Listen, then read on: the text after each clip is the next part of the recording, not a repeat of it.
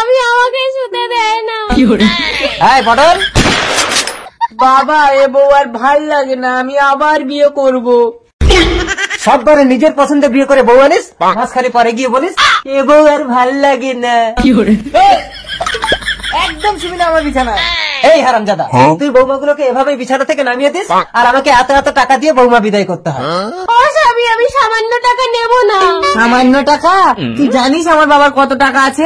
10 কোটি। কত নিবি? 1 কোটি, 2 কোটি? না, 10 কোটি। যদি আমি একমাত্র পুত্রবধূ হয়ে এ বাড়িতে থাকতে পারি তাহলে পুরো 10 কোটিই তো আমার। 10 কোটি না? এই বেরো।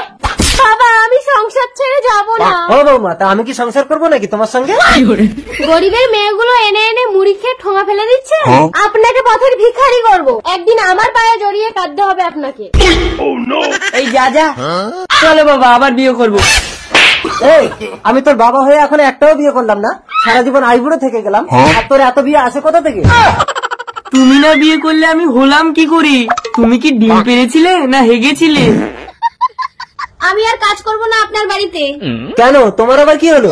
এত বছর যা চেয়েছেন তাই দিয়েছেন, বাচ্চা চাইলেন বাচ্চা দিলাম, আজ বিয়ে করব কাল বিয়ে করব, আমাকে ঝোলাচ্ছেন কেন? তার মানে এই কাজের মাসি আমার মা?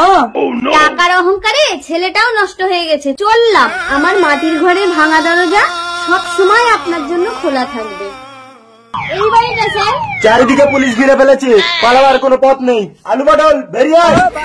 আমি কি করেছি স্যার? কি করেছিস রে সালা? থানায় চল, বুঝতে পারবি। অফিসার, এর ব্যাংক ব্যালেন্স বাড়ি সব সিল করো। সালা তোর কত টাকা, তোর ছেলেকে বাঁচা দেখি। বৌমা, আমি তোমার পায়ে পড়ি, তুমি আমাকে বাঁচাও মা। স্যার এটাকে ছেড়ে দিন, ওটাকে নিয়ে যান। বহু বিঘাও নারী নির্যাতন, চল সালা চল। কোথায় গেল টাকার অহংকার? দিকটাই আপনার শাস্তি। আছো বাড়িতে, দুটো হচ্ছে না।